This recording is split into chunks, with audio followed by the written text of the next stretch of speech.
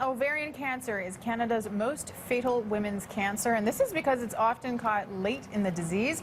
Our health specialist Leah Sarich is here now with why for Ovarian Cancer Month it's so important for women to understand their symptoms and to get the help they need. Exactly. It is so important for women to understand this because in Canada, 2,400 women will be diagnosed newly each year, and sadly 1,700 are going to die from it. Wow. Yes, Okay. those are not great statistics. And the reason is, as you mentioned, it's because it's often found later in the disease because it is so hard to diagnose. So these symptoms are really, really vague. So that's the number one problem. The symptoms are really vague. The other thing is that there's no screening tool for ovarian cancer. And the one thing I want to clarify is a lot of women still think that the Pap test is for ovarian cancer. It's not cervical cancer. That's right. Okay. So we need to clarify that. It's for cervical cancer. So there is no screening tool for it, and these symptoms are very vague. So I spoke with a gynecologic oncologist about these symptoms just to clarify. Classically would be the postmenopausal female who suddenly feels her abdomen is getting bigger and distended. She may feel that there is a change in bowel habit. Occasionally they may have a change, increase in shortness of breath or menstrual irregularities around the perimenopausal age. If these symptoms are there for longer than 3 weeks, then consideration should be given to them seeing a family physician. So you can see very vague symptoms, absolutely.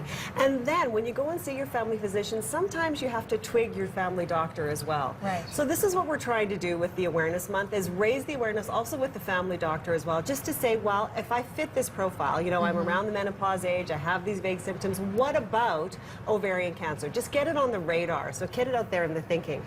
And then the family doctor can order a full workup. So once that's on the radar, they can order a full workup. They'll order blood work, they'll order an ultrasound of the ovaries, x-rays, and pull all of the results to get a diagnosis. So I actually spoke with an ovarian cancer patient. She is called Leslie Schroeder, and she too had these very vague symptoms. So this was back in May 2010. She had a little bit of weight loss. She she was a bit constipated, and so there was just these really vague symptoms. She eventually did go to her doctor. There's Leslie there, and you know, thankfully her doctor took her concerns seriously and did order this workup. And yes, in fact, it was ovarian cancer, but again, it was in the later stages.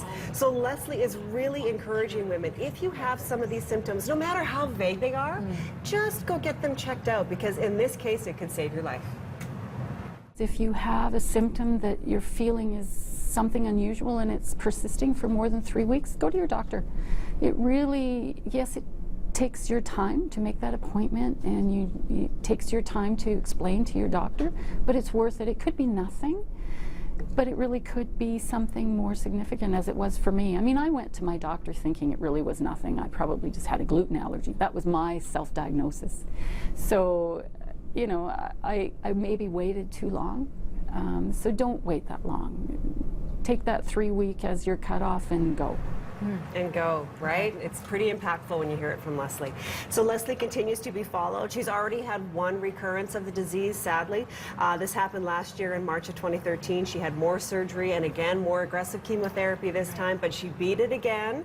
But of course she'll be followed every 3 months because of course there's always that risk of recurrence, for sure. And there is a walk happening. There is a walk this weekend. Again, we're raising awareness. It happens on Sunday, Ovarian Cancer Canada's Walk of Hope. It's at North Glenmore Park, Sunday morning, 10 a.m. Ovarian Cancer Canada's Walk of Hope. It's at North Glenmore Park, Sunday morning, 10 a.m. Mayor Nenshi will be there. Haley Wickenheisel will be there. So a really great cause. Get out there and support them. And don't forget, Stand Up to Cancer if you want to make a donation to cancer research. Everything donated in Canada stays in Canada tonight. Stand Up to Cancer airing right here on City at 9 o'clock. And more information, as always, at breakfasttelevision.ca.